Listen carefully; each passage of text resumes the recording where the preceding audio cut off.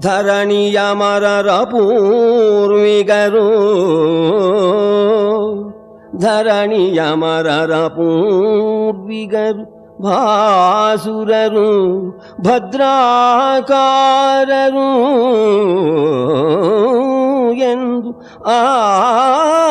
ಆದರಿಸಿ ಮಧುಪರ್ಕಾದಿಗಳ ಮಾಡಿದನು ಭಕ್ತಿಯನಿ.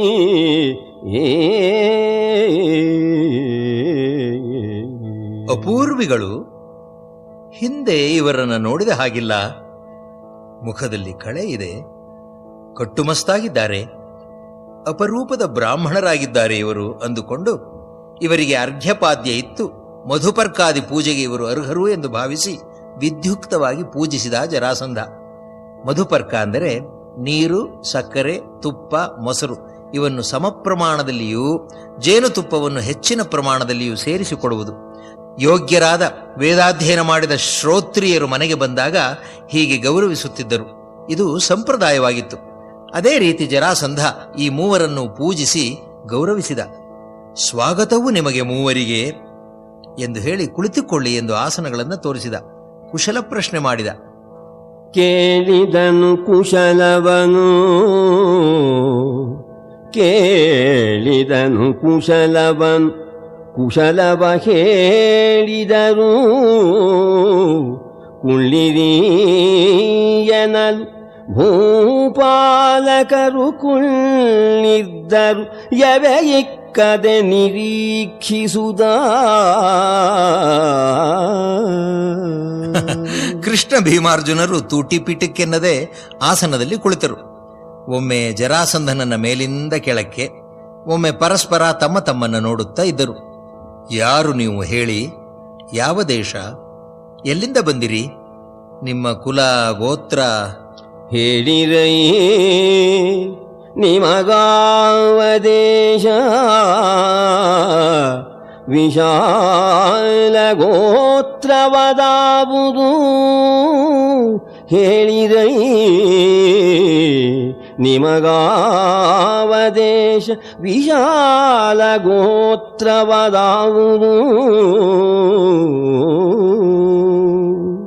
ಇವರು ನಿಜವಾದ ಬ್ರಾಹ್ಮಣರೇ?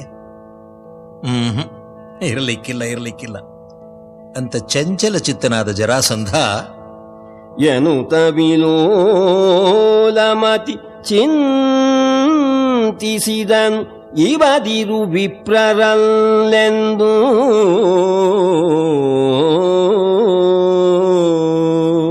ಎಂದು ಚಿಂತಿಸಿದನಂತೆ.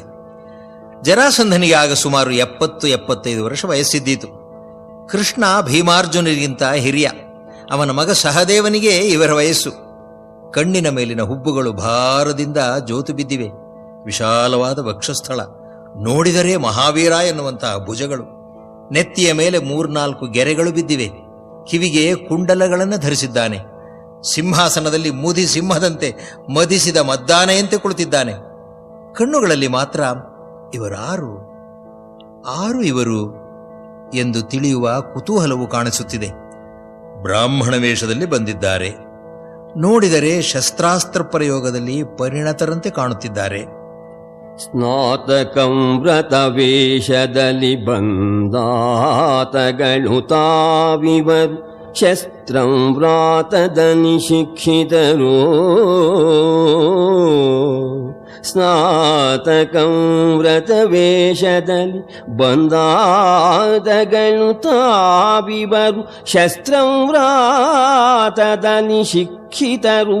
ಕರ್ಕಶ ಬಾಹುಬಾಣಿಗಳು ಕೈತಬದಿನೈ ತಂದರು. ಅರ್ಥವನೀತಗಳು ಬಯಸರು. ವಿರೋಧ ಪ್ರೀತಿ ಮುಖರಿಬರಾರೋ, ವಿರೋಧ ಪ್ರೀತಿ ಮುಖರಿಬರಾರೋ.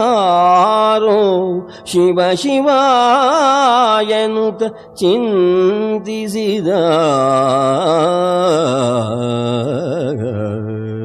ಮಹಾವೀರ ಜರಾಸಂಧ ಚಿಂತೆ ಎನ್ನುವುದು ಅವನ ಹತ್ತಿರಕ್ಕೂ ಕೂಡ ಸುಳಿಯುವುದಿಲ್ಲ. ನೋಡಿದ ತೋಳುಗಳು ಧನುರ್ಬಾಣ ಪ್ರಯೋಗ ಮಾಡಿ ಮಾಡಿ ಜಡ್ಡು ಕಟ್ಟಿವೆ. ಮೋಸ ಮಾಡುವವರಂತೆ ಬಂದಿದ್ದಾರೆ. ಹಣವನ್ನು ಪಡೆಯುವ ಆಸೆ ಇವರಿಗೆ ಇರುವಂತೆ ಕಾಣಿಸುವುದಿಲ್ಲ. ಶತ್ರುತ್ವವನ್ನು ಬಯಸಿ ಬಂದಿರುವವರಂತೆ ಕಾಣಿಸುತ್ತಿದ್ದಾರೆ. ಶಿವ ಶಿವ, ಯಾರಿರಬಹುದು ಇವರು? ತ್ರಿಮೂರ್ತಿಗಳಾದ ಹರಿಹರ ಬ್ರಹ್ಮರೇ ಮನುಷ್ಯ ರೂಪದಲ್ಲಿ ಬಂದಿರಲಿಕ್ಕಿಲ್ಲವಷ್ಟೇ?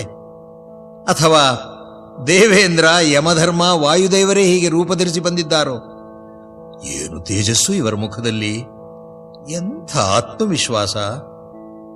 ಆರಿವರು ದೇವತ್ರಯವೋ ಜಂಭಾರಿಯ ಮಮಾರುತರೋ ರವಿ ರಜನಿ ರಮಣ ಪಾವಕರೋ ಕಪಟ ಸ್ನಾತಕಂ ವ್ರತದ ಧಾರುಣೀಶ್ವರರೊಳಗೆ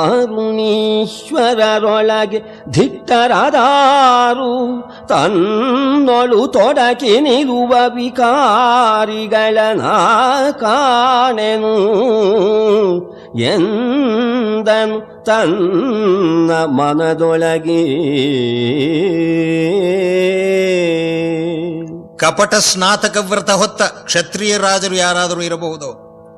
ಅಲ್ಲ, ನನ್ನನ್ನ ಎದುರಿಸುವ ಕಸುವು ಕೆಚ್ಚು ಯಾರಿಗೆ ಇದೆ? ಯಾರೋ ಬುದ್ಧಿಗೆಟ್ಟು ಬಂದಿರಬೇಕು. ಹಾಗೊಂದು ವೇಳೆ ನನ್ನನ್ನ ಎದುರಿಸಬಲ್ಲೆ ಎಂದು ಭಾವಿಸುವವರು ವರ್ತಮಾನ ಕಾಲದಲ್ಲಿ ಈ ಭಾರತ ದೇಶದಲ್ಲಿ ಯಾರು ಯಾರು? ಹಸ್ತಿನಾಪುರದಲ್ಲಿ ರಾಜ್ಯಭಾರ ಮಾಡುವವರು ಕ್ಷತ್ರಿಯತ್ವವನ್ನ ಉಳಿಸಿಕೊಂಡುವವರಾಗಿದ್ದಾರೆ. ಈಗ ಮಿಡುಕುಳ್ಳವರು ಮಹಿಯಲಿ ನಾಗಪುರದ ರಸುಗಳು, ಈಗ ಮಿಡುಕುಳ್ಳವರು ಮಹಿಯಲಿ ನಾಗಪುರದ ರಸುಗಳು ನಮ್ಮವರಾಗಿಹರು. ಪಾಂಡುವಿನ ಮಕ್ಕಳು ಮೀರಿ ಖಳರಲ್ಲ. ಅವರು ನಮ್ಮವರೇ ಆಗಿದ್ದಾರೆ. ಅವರ ದಾಯಾದಿಗಳು ಇಂದ್ರಪ್ರಸ್ಥದಲ್ಲಿ ಇದ್ದಾರೆ. ಪಾಂಡುವಿನ ಮಕ್ಕಳು ಕೀಳು ಮಟ್ಟದ ಜನ ಅಲ್ಲ ಅವರು. ಇನ್ನು ಸಮುದ್ರ ತೀರಗಳಲ್ಲಿರುವ ರಾಜರೋ ನಮ್ಮಿಂದ ಏಟು ತಿಂದವರು. ಸಾಗರೋಪಾಂತ್ಯದ ನರೇಂದ್ರರು ಭೋಗಿಸಿದ ಮುತ್ತುಗಳು ಭಾವಿಸಲು ಈಗ ಯಾಳರ ಗರ್ವವೇನು ನಿಮಿತ್ತವಾಯಿತು? ಭಾವಿಸಲು ಈಗ ಯಾಳರ ಗರ್ವವೇನು ನಿಮಿತ್ತವಾಯಿತೆಂದ.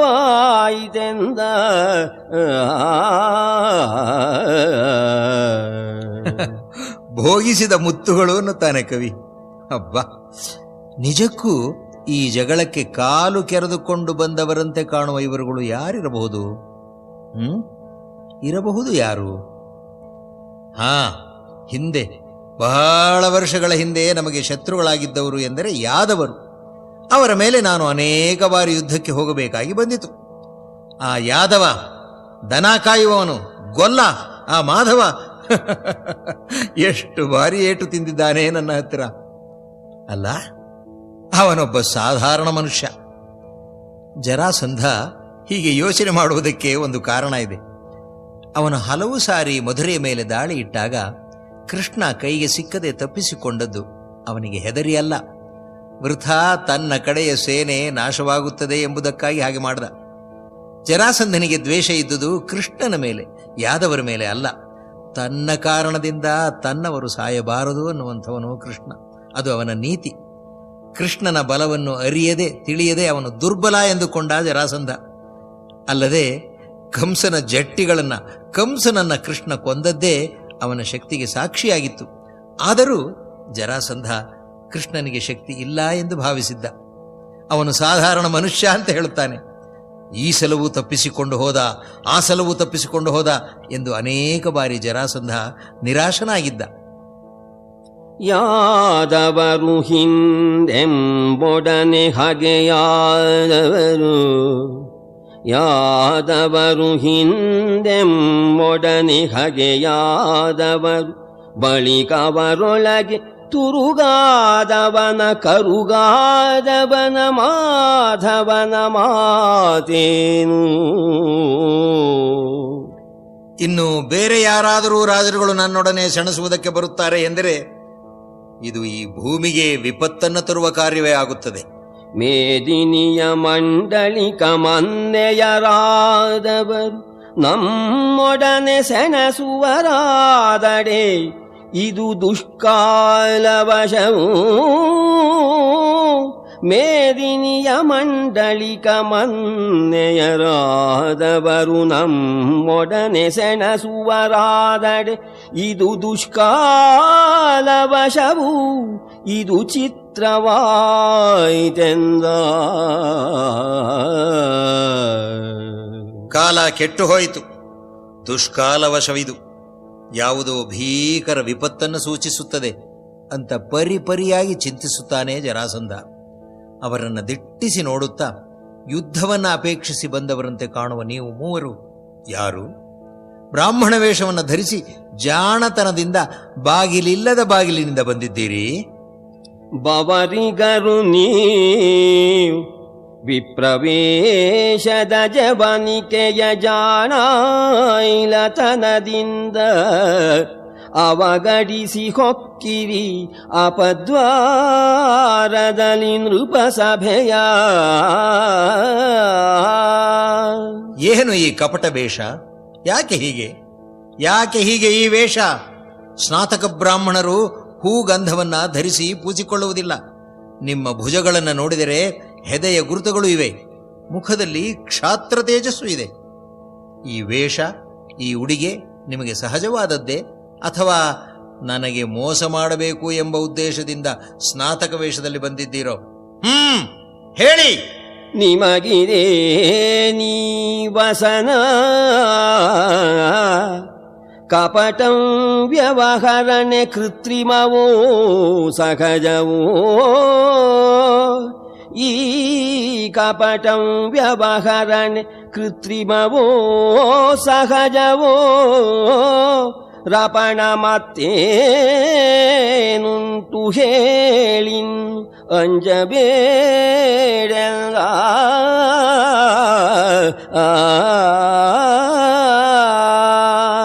ಹೇಳಿ, ಅಂಜಬೇಡಿ, ಬಂದ ಕಾರ್ಯ ಯಾವುದು ಅಂತ ಧೈರ್ಯವಾಗಿ ಹೇಳಿ ಅಂತ ಜರಾಸಂಧ ಹೇಳೋಣ. ಕೃಷ್ಣ ಗಂಭೀರ ಧ್ವನಿಯಿಂದ, ರಾಜನ್, ಸ್ನಾತಕ ವ್ರತ ಎಂಬುದು ಬರಿಯ ಬ್ರಾಹ್ಮಣ ಜಾತಿಗೆ ಮೀಸಲು ಎಂದೇನಿಲ್ಲವಯ್ಯ.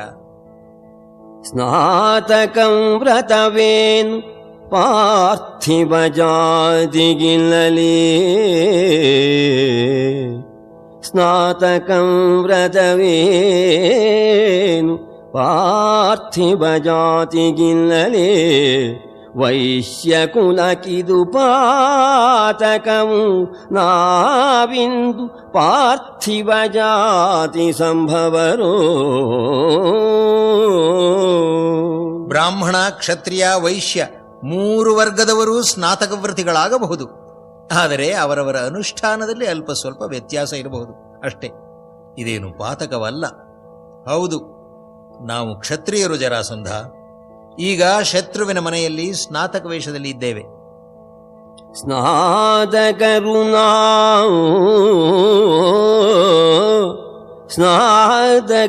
ನಾವು ವೈರಿ ಗೃಹದಲಭೀತರು.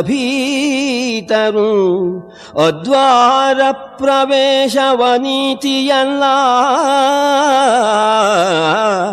ಅದ್ವಾರ ಪ್ರವೇಶವ ನೀತಿಯಲ್ಲ. ಪುರಾಣ ಸಿದ್ಧವಿದು ಎಂದನ ಸುರಾರಿ. ಶತ್ರುವಿನ ಮನೆಯೊಳಕ್ಕೆ ಪ್ರವೇಶಿಸುವಾಗ ಬಾಗಿಲಿಲ್ಲದ ಬಾಗಿಲಿನಿಂದ ಹಿಂದುಗಡೆಯಿಂದ ಬಂದರೆ ಅದೇನು ತಪ್ಪಲ್ಲ ರಾಜನ್. ಪುಷ್ಪ ಧರಿಸಿದ್ದೇವೆ ನಾವು. ಜನ ಪುಷ್ಪ ಧರಿಸಿದಾಗಲೇ ಅವರ ಸಂಪತ್ತು ಸ್ಥಿರ ಆಗುತ್ತದೆ. ಕ್ಷತ್ರಿಯನು ಬಾಹುಬಲವನ್ನು ತೋರಿಸುತ್ತಾನೆಯೇ ವಿನ ಬರಿಯ ಮಾತಿನವನಲ್ಲ. ಆದ್ದರಿಂದಲೇ ಕ್ಷತ್ರಿಯನ ಮಾತು ಒರಟಾಗಿರುತ್ತದೆ. ಜರಾಸಂಧ, ಮಿತ್ರನ ಮನೆಯನ್ನು ಬಾಗಿಲಿನಿಂದ ಪ್ರವೇಶಿಸಬೇಕೇ ವಿನ ಶತ್ರುವಿನ ಮನೆಯನ್ನ ಬಾಗಿಲಿಲ್ಲದ ಕಡೆಯಿಂದಲೇ ಪ್ರವೇಶಿಸಬೇಕು. ಹಾಗೆಂದು ಕೃಷ್ಣ ಹೇಳೋಣ. ವೈರಿಭವನವೇ ಇದು. ಶತ್ರುವೇ ನಾನು? ಆಹಾ, ನಿಮಗೆ ನಮಗೆ ನಡುವೆ ಬೆಳೆದ ಶತ್ರುತ್ವ ಯಾವುದು ಹೇಳುತ್ತೀರಾ ಸ್ನಾತಕ ವ್ರತಧಾರಿಗಳಾದ ಕ್ಷತ್ರಿಯ ಮಹಾಶಯರೇ? ವೈರಿಭವನವೇ ನಮ್ಮದಿದು, ನಾವು ವೈರಿಗಳೇ. ನಿಮಗೆ ಮಗೆ ಜನಿಸಿದ ವೈರಬಂಧ ನಿಮಿತ್ತವಾವುದು ನಿಮ್ಮ ಪಕ್ಷದಲ್ಲಿ. ಯಾರು ನೀವು ಈ ಬ್ರಾಹ್ಮಣ ವೇಷದಲ್ಲಿ ಇರುವವರು? ನಿಮ್ಮ ಉಪಾಧ್ಯರು ಪುರೋಹಿತರು ಯಾರು? ಆರು ನೀವೀ ಬ್ರಾಹ್ಮಣರು, ಆರು ನೀವೀ ಬ್ರಾಹ್ಮಣರು, ನಿಮಗಾರುಪಾಧ್ಯರು ಹೇಳಿ. ನಿಮ್ಮ ವಿಕಾರ ಬರಿದೇ ಹೋಗದು ಎಂದನು ಮಗಧ ಬದಿನಗುದ.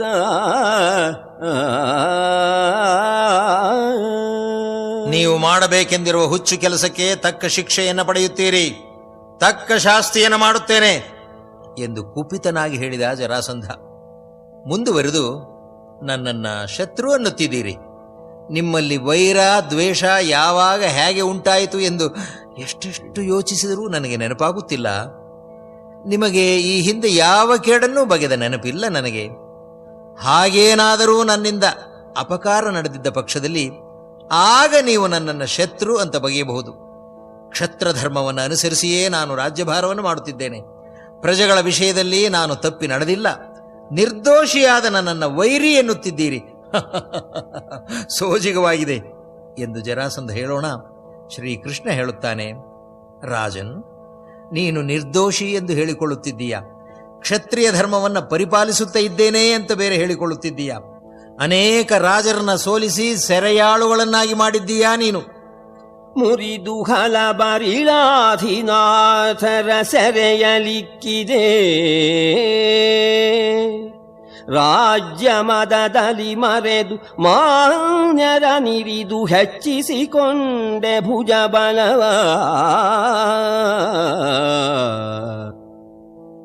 ಸೋಲಿಸಿದ ರಾಜರನ್ನ ಸೆರೆಯಾಳುಗಳನ್ನಾಗಿ ಮಾಡಿ ಅವರೆಲ್ಲರನ್ನೂ ನರಬಲಿ ಕೊಡಬೇಕೆಂದು ಸಿದ್ಧ ಮಾಡಿಕೊಳ್ಳುತ್ತಿದ್ದೀಯಾ ನೀನು. ಅರಿಯದಳುಪಿದ ಪಾದಕಕ್ಕೆ ಬಿಡು ಸೆರೆಯ, ಅರಿಯದಳುಪಿದ ಪಾದಕಕ್ಕೆ ಬಿಡು ಸೆರೆಯ. ಪ್ರಾಯಶ್ಚಿತ್ತವಿದು ನಾವುರುವ ವೇಷದುಪಾಧ್ಯರು, ನಾವುರುವ ವೇಷದುಪಾಧ್ಯರೆಂದ ನಗುದ ಮುರಹರನು. ಕವಿ ಮೇಲಿಂದ ಮೇಲೆ ನಗುತ ಮುರಹರನು ಎಂದ ಅನ್ನುತ್ತಿದ್ದಾನೆ. ಅಂದ್ರೆ ಇದರ ಅರ್ಥ, ಕೃಷ್ಣ ತನ್ನಲ್ಲಿದ್ದಂತಹ ಒಂದು ಆತ್ಮವಿಶ್ವಾಸವನ್ನು ತೋರಿಸಿಕೊಂಡು ಹೇಗೆ ಮಾತನಾಡುತ್ತಿದ್ದಾನೆ ಅನ್ನೋದು ಒಂದು. ಅಲ್ಲದೆ ರಾಗದ್ವೇಷಗಳಿಗೆ ಕೃಷ್ಣ ಗುರಿಯಾಗುವುದಿಲ್ಲ ಅನ್ನುವುದು ಇನ್ನೊಂದು. ಇದೇ ಕವಿಯ ಉದ್ದೇಶ. ನಗುತ ಹೇಳ್ತಾ ಇದ್ದಾನಂತೆ, ಜರಾಸಂಧ, ಈಗಲಾದರೂ ನಿನ್ನ ತಪ್ಪನ್ನು ಒಪ್ಪಿಕೊಂಡು ಕ್ಷಮೆ ಕೇಳಿ ಬಂಧಿತ ರಾಜರೆಲ್ಲರನ್ನು ಬಿಡುಗಡೆ ಮಾಡಿ ಪ್ರಾಯಶ್ಚಿತ್ತ ಮಾಡಿಕೊ. ಸೆರೆಮನೆಯಿಂದ ಅವರೆಲ್ಲರನ್ನು ಬಿಡುಗಡೆ ಮಾಡು. ಇದು ಒಂದೇ ದಾರಿ ನಿನಗೆ ಇರುವುದು. ಈ ಮೂವರಿಗೆ ಉಪಾಧ್ಯಾಯ ಯಾರು ಅಂತ ಕೇಳಿದೆ ನೀನಲ್ಲವೇ? ನಾನೇ ಉಪಾಧ್ಯಾಯ. ಇವರಿಬ್ಬರೂ ನನ್ನ ಶಿಷ್ಯರು. ನಾವು ದೀನರನ್ನ ಆರ್ತರನ್ನ ರಕ್ಷಿಸುವವರು ಜರಾಸಂಧ. ಅದೇ ಉದ್ದೇಶದಿಂದಲೇ ನಿನ್ನಿಂದ ಬಂಧಿತರಾದವರನ್ನ ರಕ್ಷಿಸುವುದಕ್ಕೆ, ನಿನ್ನನ್ನು ಶಿಕ್ಷಿಸುವುದಕ್ಕೆ ಬಂದಿದ್ದೇವೆ. ಕ್ಷತ್ರಿಯರಲ್ಲಿ ನೀನೇ ಮಹಾಶೂರ ಗಂಡಸು ಎಂದು ಭಾವಿಸಿದ್ದೀಯಲ್ಲವೇ? ಇದು ಕೇವಲ ಭ್ರಮೆ ಜರಾಸಂಧ, ಕೇವಲ ಭ್ರಮೆ. ಎಲವೋ ಧರೆಯಲ ಧರ್ಮಶೀಲರ ತಲೆಯ ಚೆಂಡಾಡುವೆವು, ಧರ್ಮವನೊಲಿದು ಕೊಂಡಾಡುವೆವು. ಶಿಕ್ಷಾ ರಕ್ಷಣಂ ವ್ಯಸನ ನೆಲೆ ನಮಗೆ ನೀನರಿಯೇ. ರಾಜಾವಳಿಯ ಬಿಡು ಫಡಾ, ಭಂಡ ವಿದ್ಯೆಯ ಬಳಸುವ ನಮ್ಮೊಡನೆ ಎಂದನು ದಾನವಧ್ವಂಸಿ. ನಿನ್ನ ಮಕ್ಕಳು ಬಂಧುಗಳು ಮಂತ್ರಿ ಸೇನಾಪತಿಗಳೊಂದಿಗೆ ಸೈನ್ಯದೊಂದಿಗೆ ಸಾವನ್ನಪ್ಪಬೇಡ ಮಾಗಧ, ಸಾವನ್ನಪ್ಪಬೇಡ. ಹಿಂದೆ ಕಾರ್ತವೀರ್ಯ, ದಂಭೋದ್ಭವ ಮೊದಲಾದ ರಾಜರುಗಳು ತಮ್ಮ ಅಹಂಕಾರದಿಂದ ತಮ್ಮ ಬಂಧು ಬಾಂಧವರೊಂದಿಗೆ ಸಾವನ್ನಪ್ಪಿದರು. ನೀನು ಹಾಗೆ ಆಗಬೇಡ. ಶಿಕ್ಷಾರಕ್ಷಣಂ ವ್ಯಸನ ನೆಲೆ ನಮಗೆ ನೀನರಿಯೇ ರಾಜಾವಳಿಯ ಬಿಡು ಫರ ಭಂಡ ವಿದ್ಯೆಯ ಬಳಸುವ ನಮ್ಮೊಡನೆ ಎಂದನು ದಾನವಧ್ವಂಸಿ ಎಂದು ಕೃಷ್ಣ ಎಚ್ಚರಿಕೆ ಕೊಟ್ಟ. ಕೇಳು ಜರಾಸಂಧ, ನಾವು ಬ್ರಾಹ್ಮಣರಲ್ಲ. ನಾನು ಹೃಷಿಕೇಶ ಎಂದು ಕರೆಯಲ್ಪಡುವ ವಸುದೇವನ ಮಗ ವಾಸುದೇವ. ಈತ ವೈರಿರಾಜರನ್ನ ಸದೆಬಡಿಯುವ ಶಕ್ತಿ ಇರುವ ಭೀಮಸೇನ. ಕೇಳಿ ಮಾಡುವುದೇನು ತಾನ ಸುರಾಳಿ ಧೂಳಿ ಬಡಲ ವೈರಿ ನೃಪಾಲ ಚೌಪಟ ಮಲ್ಲ ನೀತನು ಭೀಮಸೇನ ಕಣ. ಇದು ಈ ಮೂರನೇ ಯಾತನೆ ಮುಕ್ಕಣ್ಣನಾದ ಪರಮಶಿವನೊಂದಿಗೆ ಸರಿಸಮಾಗಿ ಹೋರಾಡಿರುವ ಅರ್ಜುನ. ಬಾಳ ನೇತ್ರನ ಭುಜ ಬಲದ ಸಮಪಾಳಿ ಅರ್ಜುನನೇತನು ಏಳ ಕಾಳಗವ ಕೊಡು ನಮ್ಮೊಳೊಬ್ಬರಿಗೆ ಎಂದನ ಸುರಾರಿ. ದೊಡ್ಡ ಯುದ್ಧದಿಂದ ನಿನ್ನನ್ನು ಗೆಲ್ಲುವುದು ಸಾಧು ಅಲ್ಲ ಜರಾಸಂಧ. ಆದ್ದರಿಂದ ನಿನ್ನನ್ನು ಕಾಳಗಕ್ಕೆ ಕರೆಯುತ್ತಿದ್ದೇನೆ. ಮತ್ತೊಮ್ಮೆ ಹೇಳುತ್ತೇನೆ, ಮುಂಚವಾನ್ ನೃಪತೀನ್ ಸರ್ವಾನ್ ಮಾಗಮಸ್ತ್ವಂ ಯಮಕ್ಷಯಂ. ಬಂಧಿಸಿರುವ ರಾಜರನ್ನೆಲ್ಲ ಬಿಡುಗಡೆ ಮಾಡು, ಯಮಸದನಕ್ಕೆ ಹೋಗಬೇಡ ಹೋಗಬೇಡ ಅನ್ನುತ್ತಾನೆ ದಾನವಧ್ವಂಸಿ ಕೃಷ್ಣ. ಈ ಮಾತನ್ನ ಕೇಳಿ ಕೆರಳಿದ ಜರಾಸಂಧ. ಹೇಗೆ ಕಾಣಿಸಿದ ಅವನು? ನಮ್ಮ ನಾರಣಪ್ಪ ಕವಿ ಅವನ ಎದುರಿಗೆ ನಿಂತು ಹೇಳುತ್ತಿದ್ದಾನೋ ಅನಿಸುತ್ತದೆ. ಕೇಳಿ ಕೆದರಿದ ಕಡು ನಗೆಯಲಡ ಬೀಳುತ್ತೇಳುತ್ತ ಬಿರುವನಿಯ ಕಣ್ಣಾಲಿಗಳ ಝೊಮ್ಮೆದ್ದರೋಮದ ಜಡಿಬ ಬಿಡುದಲೆಯ ಸೋಳು ನಗೆ ಬಿಳು ನಗೆಯಲಿ ಅಡಿಗಡಿಗಾಳಿ ಮುಸುಗುಬ್ಬಸದಲಿದ್ದು ಕರಾಳ ಮತಿ ಸಂತೈಸಿ ನೆರೆ ತನ್ನವರಿಗಿಂತೆಂದ.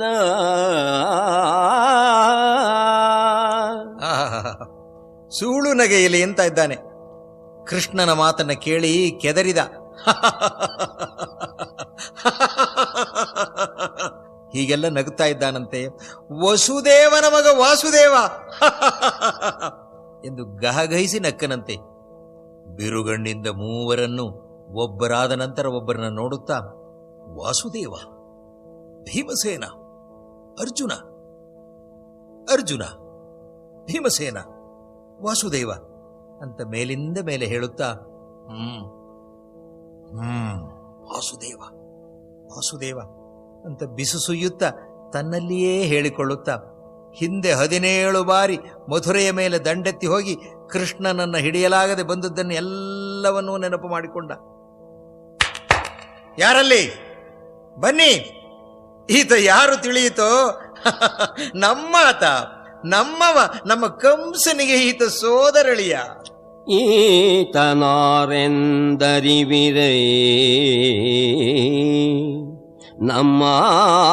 ನಮ್ಮದನೀತನು ನಮ್ಮ ಕಂಸಂಗೀತ ನಳಿಯನು ನಮಗೆ ಮೊಮ್ಮನು ಮಗನು ದೇವಕಿಗೆ.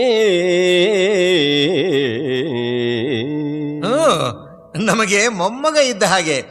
ನಮ್ಮ ಅಳಿಯ ಕಂಸ, ಕಂಸನ ತಂಗಿ ದೇವಕಿ, ದೇವಕಿಯ ಮಗ, ಮೊಮ್ಮಗ ಇದ್ದ ಹಾಗೆ. ಹಿಂದೆ 84 ಕೋಟೆಗಳಲ್ಲಿ ಅವಿತುಕೊಂಡು ತಲೆಮರೆಸಿಕೊಂಡು ಜೀವ ಹಿಡಿದು ನಮ್ಮ ಕೈಗೆ ಸಿಕ್ಕದೆ ಓಡಿ ಹೋದ ಬಲುಗೈ ಬಂಟ. ಮಹಾಶೂರ, ಮಹಾಶೂರ. ಈತ ಕಾಣಿರೆ ಹಿಂದೆ ಚೌರಾಶೀತಿ ದುರ್ಗದೊಳೋಡಿ ಬದುಕಿದ ನೀತ ಬಲುಗೈ ಬಂಟನು ಈತ ಕಾಣಿರೆ. ಹಿಂದೆ ಚೌರಾಶೀತಿ ದುರ್ಗದೊಳು ಓಡಿ ಬದುಕಿದ ನೀತ ಬಲುಗೈ ಬಂಟನು ಎಂದನು ಮಗಧ ಬದಿನಗುದ.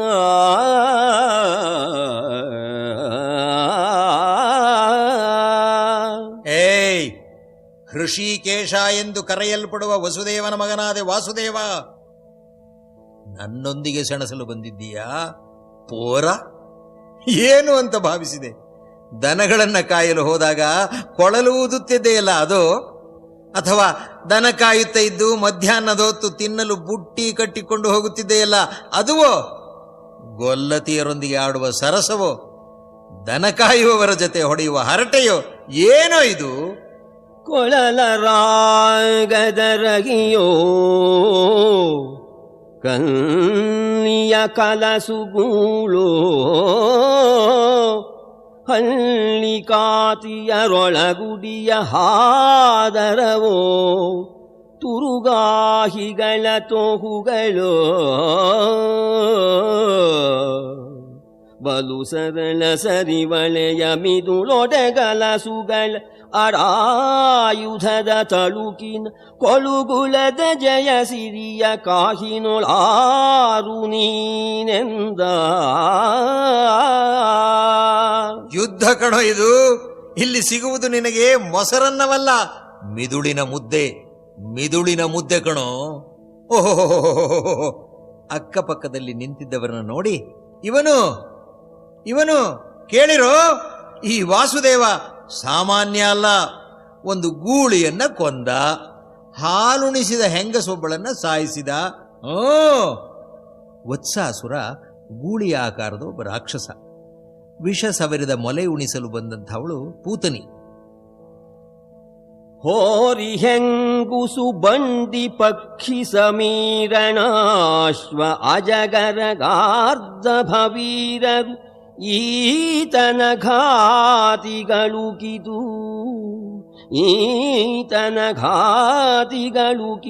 ಕಂಸ ಪರಿವಾರ. ಆರು ಭಟೆಯುಳ್ಳವನು ಕಂಸನ ತೋರ ಕತ್ತನ ತೊಡಕಿದನು ಗಡ. ಭಾರಿಯಾಳಗನುಂಟು ಶಿವ ಶಿವ, ಭಾರಿಯಾಳಗನುಂಟು ಶಿವ ಶಿವ ಎಂದ ನಾಮಗಧ.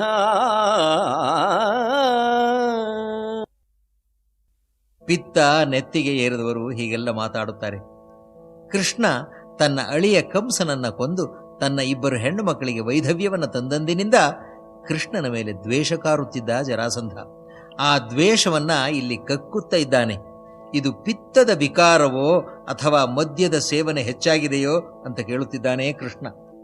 ಇದುವೆ ಪಿತ್ತದ ವಿಕಳವೋ ಮದ್ಯದ ವಿಕಾರವೋ? ಭಂಗಿ ತಲೆಗೇರಿದುದೋ ಭಟನಾದರೆ ವಿಘಾತದಲೇಣು ಕಾಳಗಕ್ಕೆ. ಪಿತ್ತ ನೆತ್ತಿಗೆ ಏರದೇ ಇದ್ದರೆ ಹೀಗೆ ಕೇಳುತ್ತಿದ್ದನೇ ಜರಾಸಂಧ. 17 ಸಲ ದಂಡೆತ್ತಿ ಹೋಗಿ ಕೃಷ್ಣನನ್ನ ಸೋಲಿಸಲು ಆಗದೆ ನಿರಾಶನಾಗಿ ಬಂದಿದ್ದಾನೆ. ಆದರೂ ತಾನು ಹುಲಿ ಎಂದು, ಕೃಷ್ಣ ಮೊಲ ಎಂದು, ಕೃಷ್ಣ ಬಡಪಾಯಿ ಆನೆ ಎಂದು, ತಾನು ಸಿಂಹ ಎಂದು ಬಡಾಯಿ ಕೊಚ್ಚಿಕೊಳ್ಳುತ್ತಿದ್ದಾನೆ. ಹುಲಿಗೆ ಮೊಲನಭ್ಯಾಗತನೇ, ಹುಲಿಗೆ ಮೊಲನಭ್ಯಾಗತನೇ, ಕರಿಕಳಭ ಸಿಂಹಕ್ಕೆ ಸರಿಯೇ ನೀನಿನ್ನಳವನರಿಯದೆ ಹೊಕ್ಕು ಕೆಣಕಿದೆ ಕೆಟ್ಟೆ ಹೋಗೆಂದ. ಎಂದೇ ಪಿತ್ತ ಕೆದರಿದೆಯೋ ಅಂತ ಕೃಷ್ಣ ಕೇಳಿದ್ದು. ಈ ಮಾತು ಕೇಳಿ ಜರಾಸಂಧ ಕೋಪಿಸಿಕೊಂಡು ತನ್ನ ಹೊಟ್ಟೆಯಲ್ಲಿ ಇಷ್ಟು ವರ್ಷಗಳ ಕಾಲ ಇಟ್ಟುಕೊಂಡಿದ್ದ ದ್ವೇಷವನ್ನ ಕೃಷ್ಣನ ಮೇಲೆ ಕಕ್ಕಿ ಮಾತನಾಡುತ್ತಿದ್ದಾನೆ. ಎಲವೋ ಗೋಪಕುಮಾರ, ದನ ಕಾಯುವವನೇ, ಕಂಸನ ಹೆಂಡತಿಯರಾದ ನನ್ನ ಹೆಣ್ಣು ಮಕ್ಕಳಿಗೆ ವೈಧವ್ಯ ತಂದೆಯಲ್ಲ. ಆ ಸಂಕಟ ಕಾಳ್ಗಿಚ್ಚಿನಂತೆ ಉರಿಯುತ್ತಿದೆ ಕಣೋ ನನ್ನ ಹೊಟ್ಟೆಯಲ್ಲಿ. ಅದನ್ನು ಈಗ ನಂದಿಸಿಕೊಳ್ಳುತ್ತೇನೆ. ಎಲವೋ ಗೋಪಕುಮಾರ, ಕಂಸನ ಲಲನೆಯರ ವೈಧವ್ಯ ದುಃಖ ನಲನ ನೊಂದಿಸಲಾಯಿತು ನಿಂದಯ ರುಧಿರ ಜಲಧಾರೆ. ಚಿನ್ನ ಕೈಯಿಂದ ಹಸು ನೀಗಿದ ಕಂಸ, ಕಾಲಯವನ, ಡಿಪಿಕ, ಪೌಂಡ್ರಕ ಇವರುಗಳ ಜೊತೆಗೆ ನಿನ್ನನ್ನೂ ಕಳುಹಿಸುತ್ತೇನೆ. ಅಳಿದ ಕಂಸನ ಕಾಲಯವನನ ಕಳನ ಹರಿಬವ ಗೆಲಿದು ದೈತ್ಯಾವಳಿಯ ಬಂಧುತ್ವವನು ಬಳಸುವೆನು. ದೈತ್ಯಾವಳಿಯ ಬಂಧುತ್ವವನು ಬಳಸುವೆನು ಎಂದನ ಮಗಧ.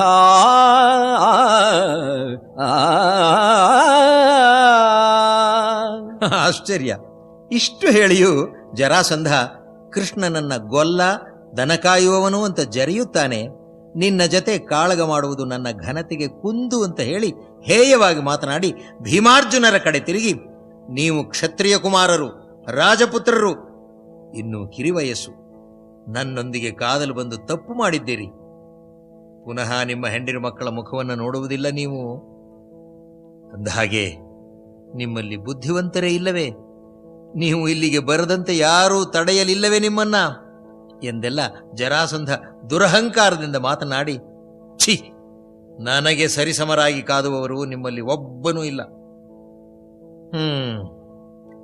ಬಲರಾಮ ಒಬ್ಬ ಸುಮಾರಾಗಿ ಕಾದುತ್ತಾನೆ ಎಂದು ಜರಾಸಂಧ ಹೇಳಿದ್ದಕ್ಕೆ ಕೃಷ್ಣನಿಗೆ ಅವಮಾನವಾಯಿತು.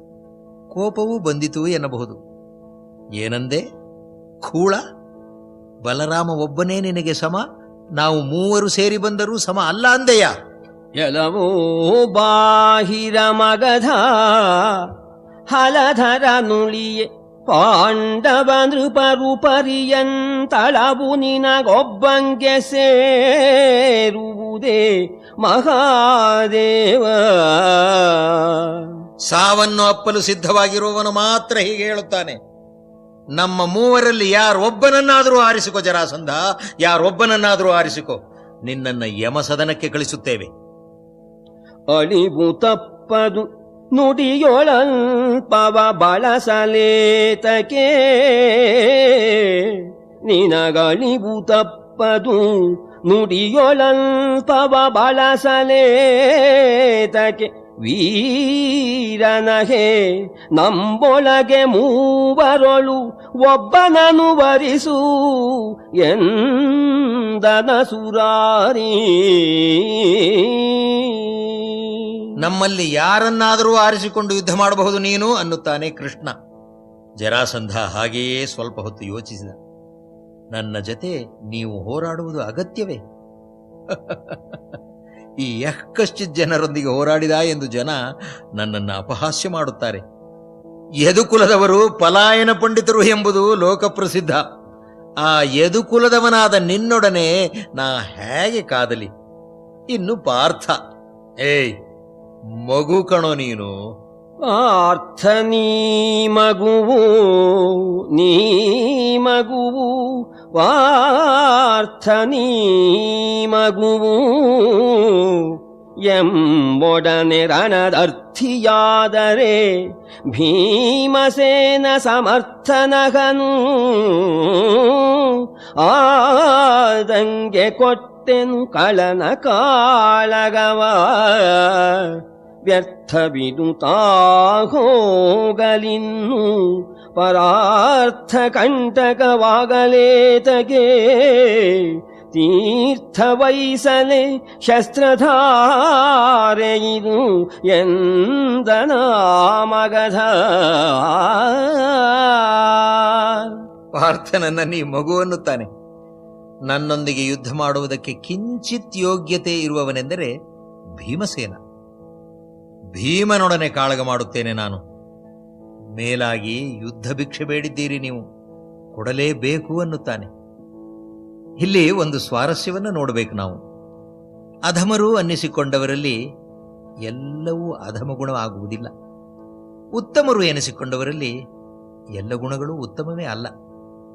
ಉತ್ತಮರಲ್ಲಿ ಒಂದು ಅಧಮಗುಣ ಇದ್ದೀತು, ಅಧಮರಲ್ಲಿ ಒಂದು ಉತ್ತಮ ಗುಣ ಇದ್ದೀತು. ಜರಾಸಂಧ ಇಲ್ಲಿ ನಮಗೆ ಸಾಕ್ಷಿಯಾಗಿದ್ದಾನೆ. ಅವನು ದುಷ್ಟನಾಗಿದ್ದರೂ ಒಂದು ನಿಯಮವನ್ನು ಇಟ್ಟಿದ್ದ.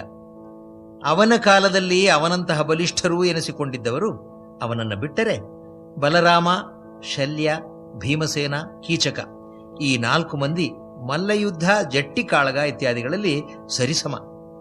ಈ ನಿಯಮವನ್ನು ಇಟ್ಟಿದ್ದರಿಂದಲೇ ವ್ಯಾಸರು ಈ ವಿಷಯದಲ್ಲಿ ಅವನನ್ನು ಸತ್ಯಸಂಧ ಅಂದಿದ್ದಾರೆ. ಸತ್ಯಸಂಧೋ ಜರಾಸಂಧಂ ಭುವಿ ಭೀಮಪರಾಕ್ರಮಂ ಜರಾಸಂಧಸ್ತತೋ ರಾಜನ್ ಭೀಮಸೇನೇನಮಾಗತ ಅನ್ನುತ್ತಾರೆ. ಎಂತಲೇ ಎಮ್ಮೊಡನೆ ರಣದರ್ಥಿಯಾದರೆ ಭೀಮಸೇನ ಸಮರ್ಥನಗನು ಆತಂಗೆ ಕೊಟ್ಟೆನು ಕಳನ ಕಾಳಗವ. ಕೊಟ್ಟೆ ಕಾಳಗವ ಅಂದ. ಜರಾಸಂಧ, ಭೀಮ ಇಬ್ಬರು ವೀರಗಚ್ಚೆ ಹಾಕಿದರು. ಜರಾಸಂಧ ಚಂದನ, ಸಾದಿನ ಭರಣಿ, ಕಸ್ತೂರಿ, ಜವಾಜಿ ಮೊದಲಾದ ಸುಗಂಧ ದ್ರವ್ಯವನ್ನು ತರಿಸಿ ಪೂಸಿಕೊಂಡು ಆ ತಟ್ಟೆಯನ್ನ ಭೀಮನ ಕಡೆ ನೂಕಿದ. ಆಗೆಲ್ಲ ಮಲ್ಲಯುದ್ಧ ಮಾಡುವವರು ಹೀಗೆ ಸಿದ್ಧರಾಗುತ್ತಿದ್ದರು ಅಂತ ಕಾಣುತ್ತೆ. ಹಾಗೆಯೇ ಸಿದ್ಧರಾದರು. ಬೇಕಿದ್ದರೆ ಆಯುಧಗಳಿಂದಲೂ ಹೋರಾಡಲು ಸಿದ್ಧನಾಗು ಅನ್ನುತ್ತಾನೆ ಭೀಮಸೇನ. ಅದಕ್ಕೆ ಜರಾಸಂಧ, ನಿನಗೆ 1000 ಆನೆ ಬಲ ಇದೆ ಅನ್ನುತ್ತಾರೆ, ಸ್ವಲ್ಪ ಅದರ ರುಚಿ ನೋಡಬೇಕು ಕಣೋ ಅನ್ನುತ್ತಾನೆ. ಮಲ್ಲಯುದ್ಧ ಮಾಡೋಣ ಅನ್ನುತ್ತಾನೆ. ಏನು ಕಸುವು ಇದ್ದಿರಬೇಕು ಜರಾಸಂಧನಿಗೆ ಅಲ್ಲ? ಭೀಮನಿಗಿಂತ 2ರಷ್ಟು ವಯಸ್ಸಾಗಿದೆ ಅವನಿಗೆ. ಆದರೂ ಆ ಕೆಚ್ಚು, ಆ ಪೊಗರು ಹೇಗಿದೆ! ಜನಮೇಜಯ ಕೇಳೋ, ಅಖಾಡಕ್ಕೆ ಇಬ್ಬರು ಭೀಮ ಜರಾಸಂಧರು ಶೆಡ್ಡು ಹೊಡೆದು ಎಂದು ಇಳಿಯುತ್ತಾರೆ. ಧರಣಿಪತಿ ಕೇಳ್ ಮಾಗಧನ ಮಂದಿರದ ರಾಜಾಂಗಣದೊಳು ಅವನೀಸುರರು ನೋಡಕರಾದರು. ಇಲ್ಲಿ ಮುರಾರಿ ಫಲುಗುಣರು. ಕುತೂಹಲ ಕೆರಳಿಸುವ, ರೋಮಾಂಚನಗೊಳಿಸುವ ಈ ಕಾಳಗವನ್ನು ನೋಡಲು ಒಂದು ಕಡೆ ಜರಾಸಂಧನ ಕಡೆಯವರು, ಇನ್ನೊಂದು ಕಡೆ ನಮ್ಮ ಭೀಮನ ಜತೆ ಹೋಗಿದ್ದ ಬ್ರಾಹ್ಮಣ ವೇಷದಲ್ಲಿದ್ದ ಅರ್ಜುನ, ಕೃಷ್ಣ ಇಬ್ಬರೇ. 2 ಬಲ ಮೋಹರಿಸಿ ನಿಂದುದು ಪುರದ ಹೊರಬಾಹೆಯಲಿ. 2 ಬಲ ಮೋಹರಿಸಿ ನಿಂದುದು ಪುರದ ಹೊರಬಾಹೆಯಲಿ. ಕೃತ ಸಂಚರಣ ಕಾರ್ತಿಕ ಶುದ್ಧ ಪಾಡ್ಯದೊಳು ಆಹವಾರಂಭ.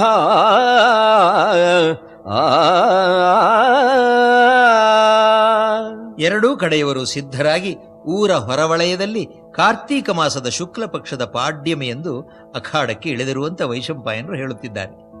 ಹುಬ್ಬುಗಳನ್ನು ಹಾರಿಸುತ್ತಾ, ತೋಳುಗಳನ್ನ ತೊಡೆಗಳನ್ನ ತಟ್ಟುತ್ತಾ, ಮಲ್ಲಗಂಟು ಹಾಕಿ ಜಟ್ಟಿಗಳಾದ ಭೀಮ ಜರಾಸಂಧರು ಸೆಡ್ಡು ಹೊಡೆಯುತ್ತಾ ಕುಸ್ತಿ ಮಾಡತೊಡಗಿದರು. ಒಬ್ಬನ ಪಟ್ಟಿಗೆ ಮತ್ತೊಬ್ಬ ಸಿಗದ ಹಾಗೆ ನುಣುಚಿಕೊಳ್ಳುತ್ತಾ, ಸಾಮುದಂಡೆ ಹೊಡೆಯುತ್ತಾ ಒಬ್ಬರನ್ನ ಎದುರಿಸಿ ಮತ್ತೊಬ್ಬ ನಿಂತದ್ದು ಹೇಗೆ ಕಾಣಿಸಿತು? ಕವಿಯ ಮಾತಿನಲ್ಲಿ ಕೇಳಬೇಕು. ತುಡುಕಲಿಯದೆ ತಿರುಗಿದರು, ಗಡಬಡಿಸಿ ದಂಡೆಯೊಳೊತ್ತಿದರು, ಸಮಚಡಿಸಿ ನಿಂದರು ನೀಲ ನಿಷಧಾಚಲಕ್ಕೆ ಮಲೆವಂತೆ. ಅಬ್ಬಾ, ನೀಲ ಪರ್ವತ, ನಿಷಧ ಪರ್ವತಗಳು ಒಂದು ಮತ್ತೊಂದನ್ನ ಎದುರಿಸಿ ನಿಂತಂತೆ ಕಾಣಿಸಿದುವಂತೆ. ಒಮ್ಮೆ ಭೀಮ ಜರಾಸಂಧನನ್ನ ಕೆಳಕ್ಕೆ ಕೆಡವಿ ಅವನನ್ನ ಮೆಟ್ಟಿ ನಿಲ್ಲುತ್ತಾನೆ. ಮತ್ತೊಮ್ಮೆ ಜರಾಸಂಧ ಭೀಮನನ್ನ ಉರುಳಿಸಿ ಅವನ ಮೇಲೆ ಕುಳಿತು ಗುದ್ದುತ್ತಾನೆ. ಇಬ್ಬರಿಗೂ ಏದುಸಿರು ಬರುತ್ತದೆ. ಇಬ್ಬರಿಗೂ ಮೂಗಿನ ಹೊಳ್ಳೆಗಳು ಅರಳುತ್ತವೆ, ನಾಲಿಗೆ ಒಣಗುತ್ತವೆ. ಕರ್ಪೂರ ಮಿಶ್ರಿತ ವಿಳೆದೆಲೆಯನ್ನ ಮೆಲ್ಲುತ್ತಾರೆ. ಮುಂಜಾವಿನಿಂದ ಸಂಜೆಯವರೆಗೆ ಹೋರಾಡಿದರೂ ಒಬ್ಬನಾಗಲಿ ಆಯಾಸಗೊಂಡು ಬಳಲಿದಂತೆ ಕಾಣಿಸುತ್ತಿಲ್ಲ. ಸತ್ವ ಕುಗ್ಗಿದಂತೆ, ಬಲ ಕಡಿಮೆ ಆದಂತೆ ಕಾಣಿಸುವುದಿಲ್ಲ. ದರ್ಪ ಅಡಗುತ್ತಿಲ್ಲ. ಇಬ್ಬರು ಒಬ್ಬನನ್ನ ಮತ್ತೊಬ್ಬ ಜಯಿಸಲೇಬೇಕು ಅಂತ ಹೆಣಗಾಡುತ್ತಿದ್ದರು. ಕೃಷ್ಣ ಅರ್ಜುನರು ಪೂತು ಮಜಾ ಭಾಪು ಎಂದು ಭೀಮನನ್ನ ಹುರಿದುಂಬಿಸುತ್ತಿದ್ದರೆ, ಅತ್ತ ಮಾಗಧನ ಕಡೆಯವರು ಜರಾಸಂಧನನ್ನ ಭೀಮ ಬಿದ್ದ, ಜರಾಸಂಧ ಗೆದ್ದ ಅಂತ ಹುರಿದುಂಬಿಸುತ್ತಿದ್ದರು. ಇವರ ಕಾಳಗ ಹನುಮಂತ ರಾವಣರ ತಿವಿತಗಳಂತೆ, ಕೃಷ್ಣ ಚಾಣೂರರ ಮಲ್ಲಯುದ್ಧದಂತೆ ಇದ್ದಿತಂತೆ. ಗುದ್ದ ಗುದ್ದು ಮುಷ್ಟಿ ಕುತ್ತುಗಳಲ್ಲಿ ಒಬ್ಬನಿಗಿಂತ ಮತ್ತೊಬ್ಬ ಮಿಗಿಲು ಎಂಬಂತೆ ಹೋರಾಡಿದರು. ಭೀಮನಿಗಿಂತ ಜರಾಸಂಧ ವಯಸ್ಸಿನಲ್ಲಿ ಹಿರಿಯ. 13 ದಿನಗಳು ಕಾಳಗ ನಡೆದ ನಂತರ 14ನೇ ದಿನ ಚತುರ್ದಶಿಯಂದು ಜರಾಸಂಧನ ಬಾಹುಸತ್ವ ಕುಗ್ಗಿದ ಚಿಹ್ನೆ ಕಾಣಿಸುತ್ತದೆ. ಭರದ ಭಾರಣೆಯಲಿ ಚತುರ್ದಶಿ ಇರುಳೋ ಮಗಧನ ಬಾಹುಸತ್ವದ ಮುರಿವು ಮೊಳೆತುದು ಶೌರ್ಯ ಸೆಡೆದುದು ಭಯದ ಬಿಗುಹಿನಲಿ. ಅವನ ಪರಾಕ್ರಮ ಸಂಜೆಯ ಸೂರ್ಯನಂತೆ ಇಳಿಮುಖ ಆಯಿತಂತೆ. ಬಾಯಿ ಒಣಗುವುದು ಹೆಚ್ಚಿತಂತೆ. ಉರು ಪರಾಕ್ರಮ ತೇಜ ಪಡುವಣ ತರಣಿಯಾದುದು ಉರು ಪರಾಕ್ರಮ ತೇಜ ಪಡುವಣ ತರಣಿಯಾದುದು ದಟ್ಟಣೆಯ ಧರಧುರಕ್ಕೆ ನಿರ್ದ್ರವ ಜಿಹ್ವೆಯಾದುದು ನಿಮಿಷದಲ್ಲಿ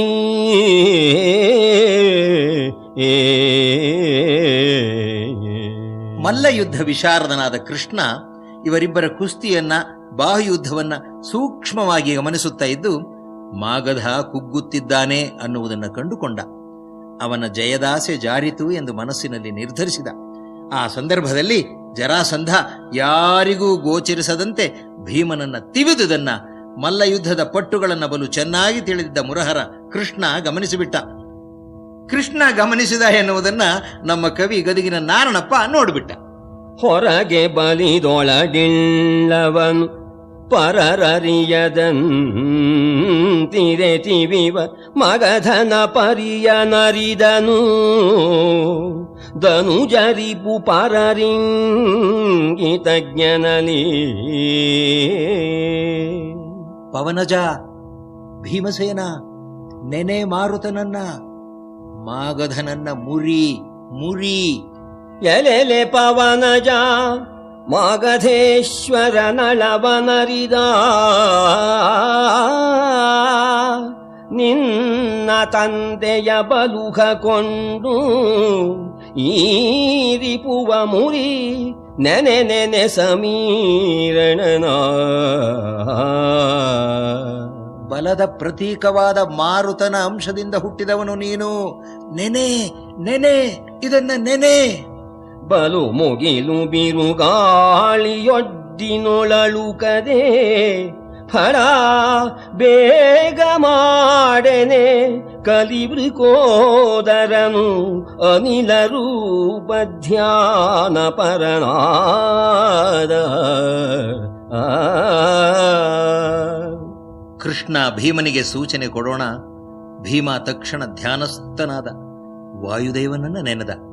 ವೀರಾವೇಶದಿಂದ ಜರಾಸಂಧನನ್ನ ಹಿಡಿದು ಗರ ಗರ ಗರ ಗರ ಚಕ್ರವನ್ನ ಹಿಡಿದು ತಿರುಗಿಸುವಂತೆ ತಿರುಗಿಸಿ ನೆಲಕ್ಕೆ ಅಪ್ಪಳಿಸಿದ. ಅಸಮಸಾಹಸಿ ಭೀಮಸೇನ ಮಾಗಧನ 2 ಕಾಲುಗಳನ್ನು ಒಂದೊಂದು ಕೈ ಹಿಡಿದು ಸೀಳಿ ಬಿಸಾಡಿಬಿಟ್ಟ. ಬರಸೆಳೆದು ಕರದಿಂದ ಮಾಗಧನ2 ಕಾಲನು ಹಿಡಿದು ಸೀಳಿದು ಧರೆಗೆ ಬಿಸುಟನು ಸಂಧಿಸಿದವ ಸೀಳ್ತ ತುಕ್ಷಣಕ್ಕೆ. ಬಿಸಾಡಿನಲ್ಲ, ಆಶ್ಚರ್ಯ. ಪುನಃ 2 ಸೀಳು ಹತ್ತಿರ ಸಮೀಪಿಸಿ ಒಂದಾಗಿ ಜರಾಸಂಧ ಜಗ್ಗನ ಎದ್ದು ನಿಂತು ಶೆಡ್ಡು ಹೊಡೆದ. ಹೀಗೆ 5-6 ಬಾರಿ ಭೀಮ ಸೀಳಿ ಎಸೆಯುವುದು ಪುನಃ ಒಂದಾಗಿ ಸೇರುವುದು ಆಯಿತು. ಮರಳಿ ಪವನಜ ಹಿಡಿದು ಸೀಳುವನು ಇರದೆ ಮಗುಳವು ಸಂಧಿಸುವು. ಮರಳಿ ಪವನಜ ಹಿಡಿದು ಸೀಳುವನು ಇರದೆ ಮಗುಳವು ಸಂಧಿಸುವವು. ಈ ಪರಿಹಲವು ಸೂಳಿನಲಿ ಭೀಮನೊಳೊದಗಿದನು ಮಗಧ.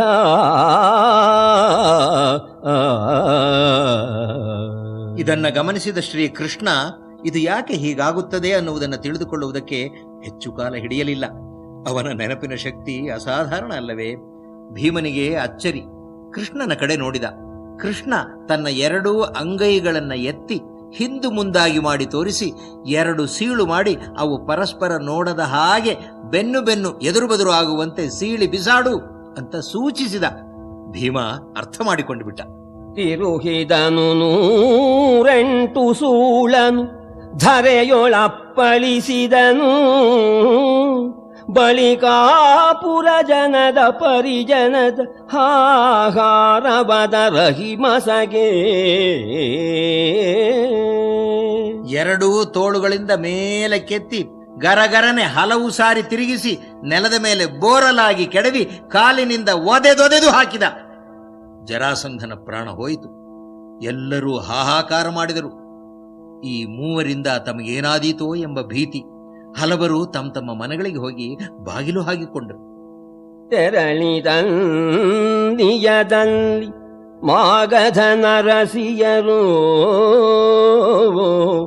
ತೆರಳಿದಂದಿಯದಲ್ಲಿ ಮಾಗಧ ನರಸಿಯರು, ಬಿಡುಮುಡಿಯ ಜಠರದ ಕರದ ಬಿರುಹೊಯ್ಲಿನಲ್ಲಿ ಹೊರವಂಟರು ನಿಜಾಲಯವ. ಪುರಜನರು, ಪರಿಜನರು, ಸ್ತ್ರೀಯರೆಲ್ಲ ಭೀತರಾಗಿ ಗಾಬರಿಗೊಂಡರು. ಇದನ್ನು ಕಂಡ ಶ್ರೀಕೃಷ್ಣ ಕೈಯೆತ್ತಿ ಅಂಜಬೇಡಿ ಅಂಜಬೇಡಿ ಎಂದು ಅಭಯವನ್ನು ನೀಡುತ್ತಾನೆ. ಅಂಜದಿರಿ ಪುರದವರು, ಅಂಜದಿರಿ ಪುರದವರು, ವನಿತೆಯರಂಜದಿರಿ. ಮಾಗಧನ ಪರಿಜನವಂಜದಿರಿ, ಅಂಜದಿರಿ ಮಂತ್ರಿ ಪ್ರಧಾನ ಪಸಾಯಿತರಾದವರು.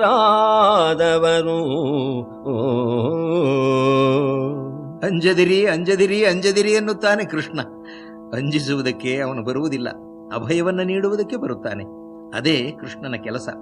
ಜರಾಸಂಧನ ಮಗ ಸಹದೇವನನ್ನ ಕರೆಯಿರಿ, ಈ ಭೀಮಾರ್ಜುನರು ನಿಮಗೆ ಯಾರಿಗೂ ಏನು ಕೆಡುಕನ್ನೂ ಮಾಡುವುದಿಲ್ಲ ಎಂದು ಕೃಷ್ಣ ಭರವಸೆ ಕೊಡುತ್ತಾನೆ. ಅಂಜದಿರಿ ಅಂಜದಿರಿ, ಕರೆ ಇವನ ಮಗನನು ಭಂಜಿಸುವುದಿಲ್ಲ. ಅಗಡ ಭೀಮಧನಂಜಯರು ಕೊಟ್ಟ ಭಯವೂ ಎಂದನು ನಗುತ ಮುರವೈರಿ.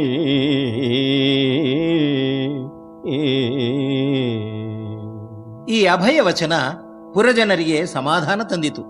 ನಿರಾಳದ ಉಸಿರು ಬಿಟ್ಟರು. ಕೃಷ್ಣ, ಭೀಮ, ಅರ್ಜುನರು ಸೆರೆಮನೆಗಳಿಗೆ ಹೋಗಿ ಅಲ್ಲಿ ಜರಾಸಂಧನಿಂದ ಬಂಧಿತರಾಗಿದ್ದ ರಾಜರನ್ನೆಲ್ಲ ಬಿಡುಗಡೆ ಮಾಡಿದರು. ಜರಾಸಂಧನ ಮಣಿಖಚಿತವಾದ ರಥವನ್ನೇರಿ ಪುರದ ಹೊರವಲಯದಲ್ಲಿ ತಾವು ಬೀಡು ಬಿಟ್ಟ ಸ್ಥಳಕ್ಕೆ ಬಂದರು. ಭೀಮಾರ್ಜುನರು ರಥದಲ್ಲಿ ಕುಳಿತಿದ್ದರು. ಕೃಷ್ಣನೇ ರಥವನ್ನು ಬಿಟ್ಟ. ಸೆರೆಯಲ್ಲಿದ್ದ ಭೂಮಿಪಾಲರೆಲ್ಲ ಕೃಷ್ಣ ಭೀಮಾರ್ಜುನರು ಇದ್ದಲ್ಲಿಗೆ ಬಂದು ಕೃತಜ್ಞತೆ ಸೂಚಿಸಿ ನಮಸ್ಕಾರ ಮಾಡಿ, ನಾವು ಪಟ್ಟ ಕಷ್ಟ ನಿವಾರಣೆಯಾಯಿತು. ಘೋರವಡಗಿದುದು ಎಮ್ಮ ಕಾರಾಗಾರ ಬಂಧ ವಿಮುಕ್ತವಾಯಿತು. ಉಪಕಾರವೆಮ್ಮಿಂದಾವುದು ಉಪಕಾರವೆಮ್ಮಿಂದಾಬುದೆಂದರು ನೃಪರು ಕೈ ಮುಗಿದೋ. ನಿಮ್ಮ ಉಪಕಾರಕ್ಕೆ ನಾವು ಚಿರಋಣಿಗಳು. ನಮಗೆ ಜೀವದಾನ ಮಾಡಿದ್ದೀರಿ, ನಮ್ಮಿಂದ ಏನಾಗಬೇಕು ಅಪ್ಪಣೆಯಾಗಲಿ ಅಂತ ಭಿನ್ನವಿಸಿದರು. ತುಂಬ ನೊಂದಿರಿ. ಶ್ರೀಕೃಷ್ಣನ ಮಾತನ್ನ ಕೇಳಬೇಕು ನಾವು. ದುಃಖದಲ್ಲಿ ನವೆದಿರಿ. ನವೆದಿರತಿ ದುಃಖದಲ್ಲಿ ನವೆದಿರತಿ ದುಃಖದಲ್ಲಿ ಬಿಡುಗಡೆ ಪವನ ಸುತನಿಂದಾಯಿತು.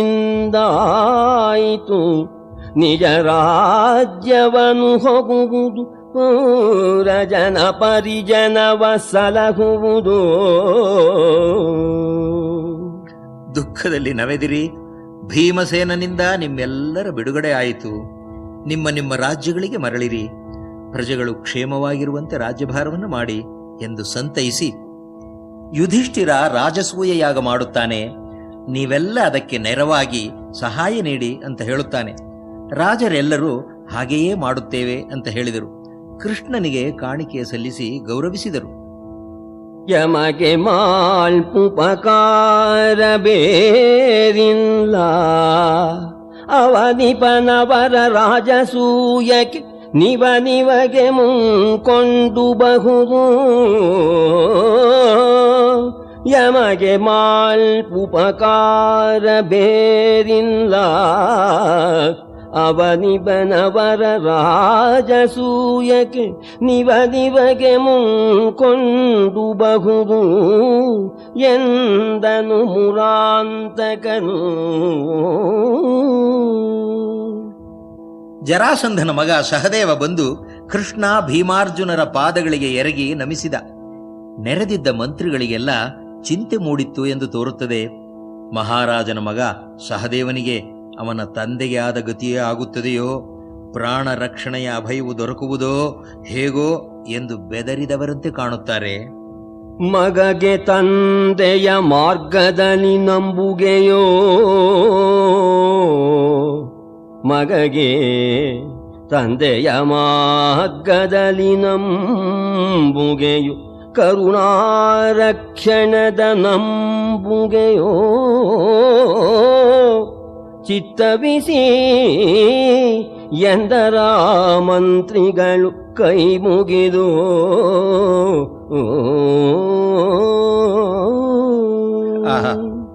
ಅವರ ಇಂಗಿತವನ್ನು ಅರಿತು ಕೃಷ್ಣ, ಅಂಜಬೇಡಿ, ಮಾಗಧನಿಗೆ ವಿಧಿವತ್ ಸಂಸ್ಕಾರ ನಡೆಯಲಿ, ಅಪರ ಕರ್ಮಗಳೆಲ್ಲ ಮುಗಿದು ಶುದ್ಧಿಯಾದ ನಂತರ ಸಹದೇವ ಸಿಂಹಾಸನವನ್ನೇ ಇರಲಿ. ಶವವ ಸಂಸ್ಕರಿಸುವುದು ಮಾಗಧನವನಿಯಲಿ ಸಹದೇವಗಭಿಷೇಕವನ್ನು ಮಾಡಿಸಿದಲ್ಲದೆ ಎತ್ತಲು ಮುರಿವುದಿಲ್ಲೆಂದು ಎಂದು ಅವರಿಗೆಲ್ಲ ಅಭಯವನ್ನು ನೀಡಿ ಮುಂದಿನ ಕರ್ತವ್ಯವನ್ನು ತಿಳಿಸೋಣ. ಅವರಿಗೆ ಅಭಯವನಿತ್ತು ಪರಿವಾರವನ್ನು ಕಳುಹಿದರು, ಇತ್ತಲಾತನ ಯುವತಿಯರು ಬೇಡಿದರು, ವನ್ಹಿಯ ಪಡೆದು ಮರಳಿದರು.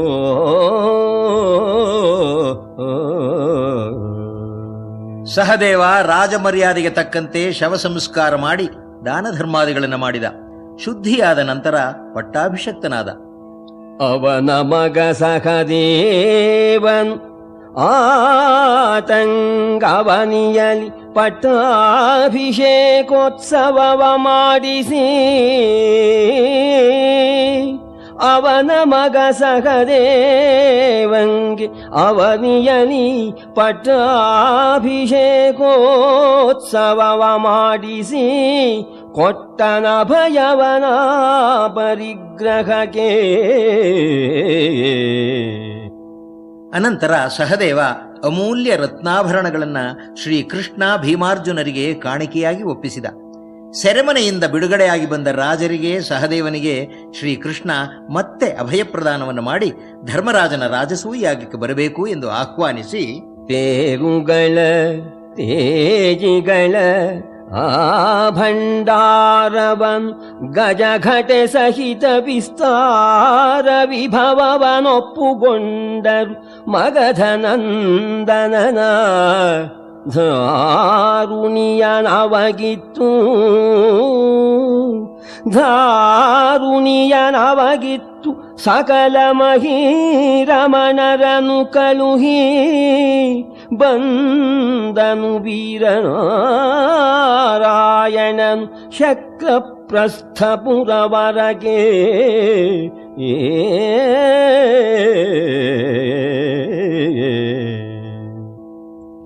ಎಲ್ಲರೂ ಒಪ್ಪಿಸಿದ ಕಪ್ಪ ಕಾಣಿಕೆಗಳನ್ನು ರಥದಲ್ಲಿ ತುಂಬಿಕೊಂಡು ಶ್ರೀಕೃಷ್ಣ ಭೀಮಾರ್ಜುನರೊಂದಿಗೆ ಇಂದ್ರಪ್ರಸ್ಥಕ್ಕೆ ಮರಳಿದ. ಯುಧಿಷ್ಠಿರ ಮಗಧಕ್ಕೆ ಹೋದವರು ಇನ್ನೂ ಬರಲಿಲ್ಲವಲ್ಲ ಅಂತ ಚಿಂತಿಸುತ್ತಿದ್ದ. ತಮ್ಮಂದಿರು ಸುಕ್ಷೇಮವಾಗಿ ಶ್ರೀಕೃಷ್ಣನೊಂದಿಗೆ ಬಂದರು ಎಂಬ ಸುದ್ದಿ ಕೇಳಿ ಸ್ವಾಗತಿಸಲು ಧಾವಿಸಿ ಬಂದ.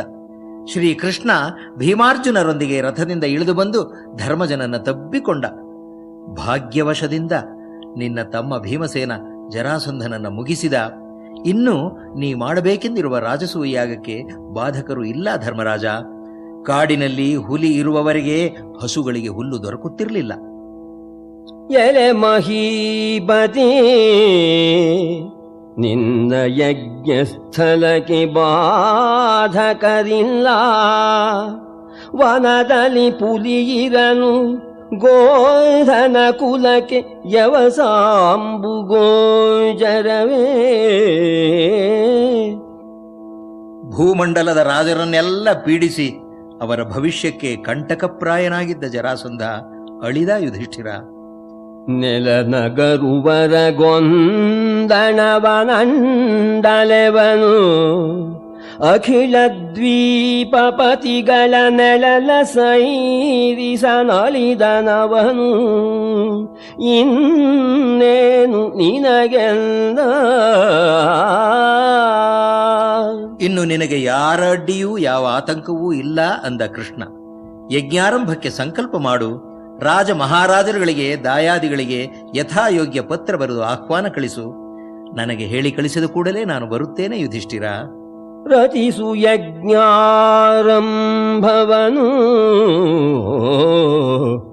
ರಚಿಸು ಯಜ್ಞಾರಂಭವನು. ನೃಪ ನಿಜಯವನು ದಾಯಾಜ್ಯರನು ಬರಿಸು ಉಚಿತ ವಚನದಲ್ಲಿ. ಎಮ್ಮ ಕರೆಸಿದರೆ ಆ ಕ್ಷಣಕ್ಕೆ ಬಗೆವು. ಮಂತ್ರಿಗಳನ್ನ ಎಲ್ಲೆಡೆಗೂ ಕಳಿಸು. ಮಹರ್ಷಿ ವೇದವ್ಯಾಸರನ್ನ ಕರೆಯಿಸು. ಸಚಿವರಾವೆಡೆ ಕಳುಹು ಬದರಿಯ ರುಚಿರ ಋಷಿಗಳ ಕರೆಸು. ನಿನ್ನಭಿರಚಿಗೆ ನಿಷ್ಪ್ರತ್ಯೂಹವು, ನಿನ್ನಭಿರುಚಿಗೆ ನಿಷ್ಪ್ರತ್ಯೂಹವೆಂದನು ದಾನವಧ್ವಂಸಿ.